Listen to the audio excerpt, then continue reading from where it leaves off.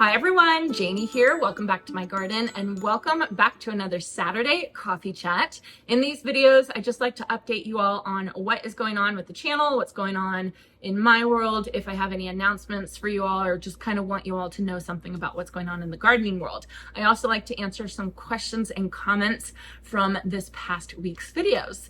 So I did want to remind you all that I am going to cultivate. I actually leave next Friday. I'm going to be at the Proven Winners booth on Saturday and Sunday. I don't have times yet, but I will post that and let you know what times I'm going to be there. So if you're at Cultivate, or if you're anywhere in the Columbus, Ohio area, stop by and say hi. I'd love to chat and talk about Proven Winners plants and, you know, all the other fun stuff. So that is next week. On the same vein, well, the end of next week, on the same vein, that is when I am going to be posting my Show Me Your Gardens 2.0 is what I've been calling it. So Show Me Your Gardens is a series that I did last year when I had you all send in your gardens and we kind of divided them up into zones, and I posted them, and it was everybody enjoyed it. It was so fun to see everybody's garden. This year, a lot of you all suggested. Last year, I started with zone 3, and then the next day went to zone 4, next day went to zone 5, and on and on and on. A lot of you suggested that I actually start with zone 10 this year and work backwards because zone 3 and zone 4 aren't in full swing yet, which in my little zone 9 bubble, I didn't even realize. So I thought, of course, everybody's in full swing, right? So I didn't get a lot of zone 3 and zone 4 submissions, and I have a feeling that's because not everyone's in full swing yet. So if I apologize about that, and I am going to go backwards. So if you are in zone 3 or zone 4 and I was just rushing you a little bit, just film it and then send it in whenever you're ready, and hopefully it's before I post those videos. And again, I'm really sorry. I didn't even think about it. So it's just the difference between zone 9 and zone 3, I'm sure. So wanted to tell you all that. The other thing is, it is going to be 112 degrees today. Yeah, 112 degrees. That's why I'm inside. It's so hot, and I do have my air conditioner running. So you all can probably hear that. I'm trying to talk pretty loudly.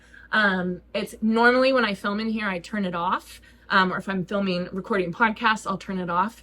But I started filming this and I got about 5 minutes into it and I started sweating, and I just thought, I can't do this.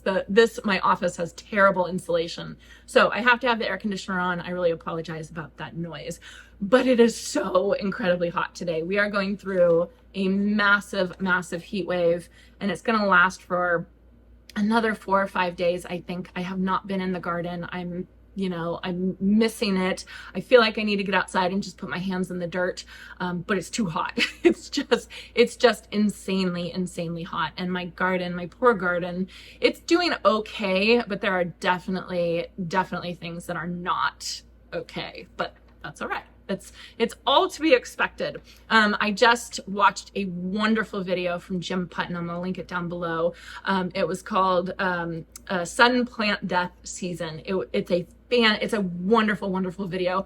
We actually recorded a podcast about that because it was so good. So I will link that video down below. And if you all are dealing with the same thing that I'm dealing with, which is plants dying because of the heat, it's a really good video to watch. So for questions and answers, the first video I did last Monday was the maintenance video, where I just went around and I just did some maintenance in my garden, like pruning, deadheading, a little bit of fertilizing, stuff like that. So JM Chatfield says, "Hi Janie, I live just south of you in Modesto, so I'm in the middle of this crazy heat wave just as you are." Yeah. "My question is, I've always heard that it's not really the best idea to fertilize when it's hot as we are. Today it's supposed to be 103. What are your thoughts about this? Thank you for your channel." So my thoughts about this, so for something like roses or for something like hydrangeas that don't necessarily have to bloom, sometimes they can just sit there and they can be totally fine, I wouldn't fertilize those in the heat. I've always heard that you stop fertilizing roses here where I live. You don't fertilize in August and you don't fertilize in September. And that's because you don't want any new growth during the heat, where that new growth, it's going to really tax the plant for that new growth. On the other side of that, though, what I kind of think of is that there are some plants that are bred to bloom like crazy, right? And those are like a lot of proven winners plants, right? And so they are bred to just bloom and bloom and bloom and bloom no matter what until they die, right? And so these plants, they need food to be able to bloom that much. They need the energy to be able to bloom that much because that's what they were bred to do. And so I kind of think the amount that I'm watering these plants, like for instance, my supertunias, my annuals, I'm watering them twice a day right now. It's absolutely crazy. So you can imagine how many nutrients are getting drained out of either the pots or the ground where these plants are in.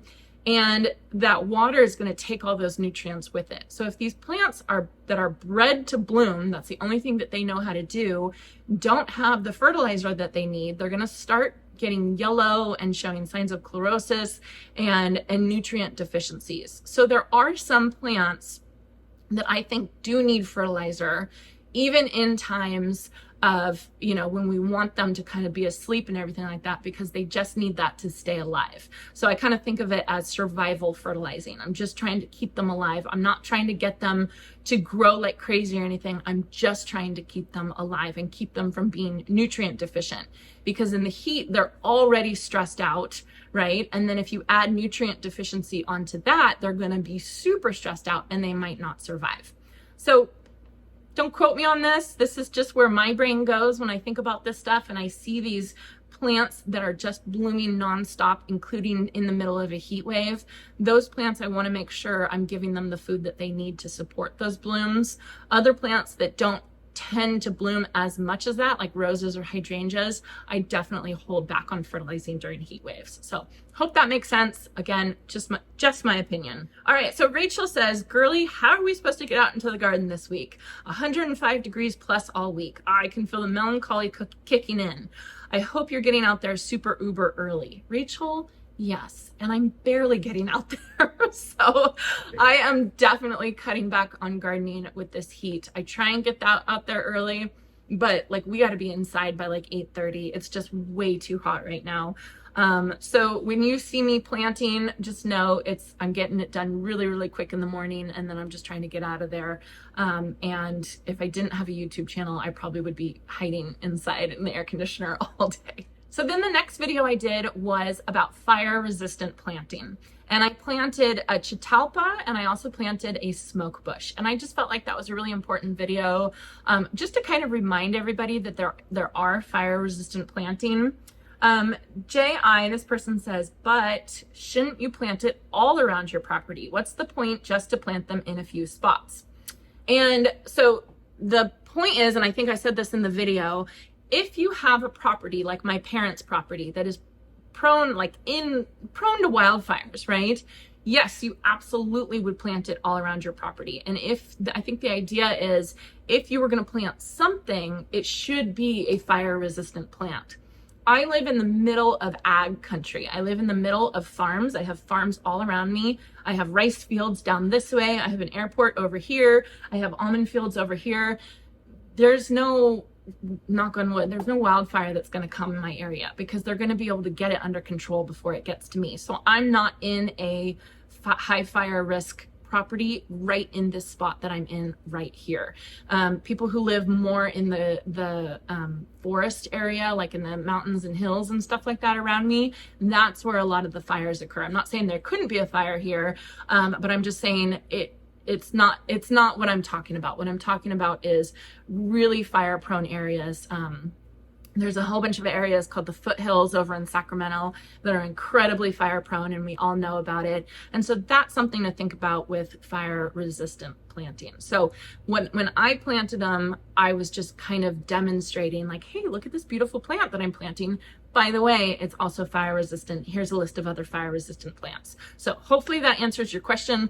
I don't need to plant a perimeter of fire resistant plants around me because I have a perimeter of fire resistant farms and rice fields and all that kind of stuff. Okay, next question's from Tammy from the same video where I planted the smoke bush and the chitalpa. Tammy says, just love that smoke bush and cedar combo, but I have a question. Doesn't that cedar get quite wide, like 20 to 40 feet? Will you eventually need to move the smoke bush over time? And the answer is yes, absolutely. The deodar cedar is probably going to get about 40 feet wide, honestly, but it is a slow grower. So it's going to take, I think probably 20 years to get to that size. So I figure I have a good 10, 15 years that I can plant around it and enjoy that land until I have to start moving everything. So yes, if you were planting like one and done planting and you didn't want to touch it ever again, then you shouldn't plant it that close. But I constantly change things and constantly move things. And 20 years to me is like, it doesn't even compute in my mind in my garden. So I have absolutely no problem with moving it before that time, before the cedar gets too big. So the next video, I did my July front garden tour. I wish I filmed my July back garden tour same day, because now it's gotten so hot. So now my back garden looks not as good as the front garden did. That's okay. That's what's happening in July. So I am JC asks, the purple fountain grass, do you trim it? No. I bought two after seeing yours, but mine are not in that shape, not like a ball. I'm thinking I have to trim it. Don't trim it. Do not trim it. So purple fountain grass, you want to trim it when it's dormant. So you want to trim it probably in, like, if you live near me, probably in like January, I would say, and then you want to leave it because all the new growth comes from the bottom of that plant. And if you trim it, then every leaf is going to have a cut on it. The reason why it's in the ball shape, mine is in the ball shape, is because they're pretty well grown plants. I planted those last fall. They get plenty of water and eventually they come out and then they kind of spread out like a ball. Now they're so flopped over, I'm actually staking them in the middle and I'm corralling them with twine to kind of keep them up and kind of out. So I've already done that with two of my purple fountain grasses and I need to do it with the other ones as well. But it's not because I've trimmed it that makes it look like that. It's just because of the growth pattern. And then once it flattens out too much, you can kind of hold it up a little bit more. So do not, hopefully it's not too late that you see this, but do not trim your purple fountain grass. If you did, it's okay. It's no big deal. Just leave it. It's just going to look like it got a bad haircut until next season. And then in January, cut it all the way back, maybe about 3 inches above the ground. And then the new growth will come out next season, and then don't touch it. Jennifer says, I keep wondering watching the videos, why not remove most of the driveway to make more garden space? So Jennifer, this is a comment I get a lot, just probably just about as much about my, as I do about my propane tank. It's just money. It's just a budget issue. We're not going to take out, that driveway anytime soon. We have tons of other things we have to do to fix this house before that point. For instance, we gotta redo our fence. Our fence is literally falling over, and we got to get that done first and a whole bunch of other things done first before we start thinking about that. So it is not even in our minds yet to take out the driveway. It probably would look better. It'd probably look really, really nice to have that part of the driveway taken out.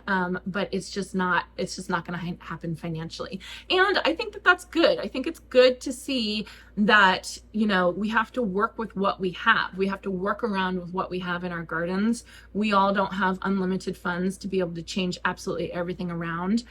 So I have this massive circular driveway for no reason, but I'm just gonna work around it. So no, I will not be taking out my driveway anytime soon. If I win the lottery, then maybe I might, but then maybe I might also just move to a bigger house. I don't know.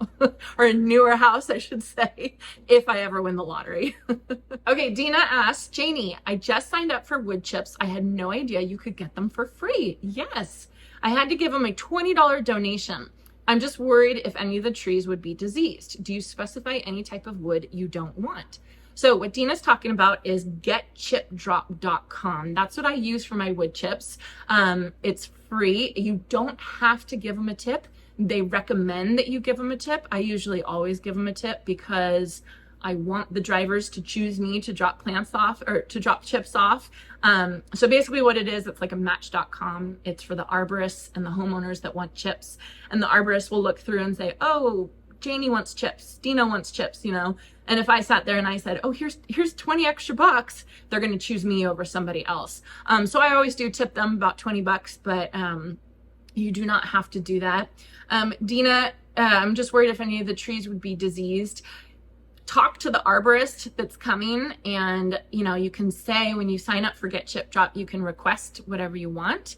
You can request, I always say, please no oleander, and please no black walnut. I always say those two, please no to those, because I don't want those wood chips in my garden. And then worrying about if the wood chips are diseased, I don't know. I wouldn't worry about it too much. You know what I mean? Like, I've never had that situation, and we've gotten like 5 chip drops, and I'm sure that it does happen, but you would hope that the certified arborists that work with getchipdrop.com, you would hope that they were smart enough not to drop off diseased wood chips. There's all people out there, so just kind of ask them and have a conversation with them. I think is the best thing, but I have never had that issue. Okay, the next video was when I was planting in the Vigo garden beds. I planted a whole bunch of plants that I got on sale at a garden center before our heat wave, and then other plants that I had that I wanted to save for later. So I consider it garden math. Those plants were free, just kidding, but yeah, technically free. So Catherine says, love your garden math, thank you. Question, do you enjoy your Vigo bed at the height they are, or do you prefer the shorter ones? I bought a 17-inch Vigo bed for flowers. I like it, but I'm thinking for veggies, I might not want to bend over. Would love your thoughts. Thanks so much. Really enjoy your channel, podcast, and merch. Thanks, Catherine. So she's talking about the metal Vigo garden beds that I have. They come in 3 sizes. They come in 11-inch, 17-inch, and then I think it's 32-inch, which is the extra tall. And I have the extra tall ones, and I love them. Every single time my garden day is planned around the Vigo garden beds, I think of it as like an easy gardening day, because I don't have to bend over and I don't have to kneel down, and it's just so much less energy. Like, I'm not even just saying that. It really is so much less energy to garden with taller beds. So I have all these beds right in front of my greenhouse that I would love to convert over into taller beds. But just again, financially and everything like that, and time wise, I'm not going to rush it, but it is an absolute joy to plant in tall beds. So if you could swing it, I absolutely would recommend the tall beds. So for the same video, Crystal Mermaid says, heat advisory in Florida too. Ugh, sorry. Are those sweet potatoes edible or ornamental?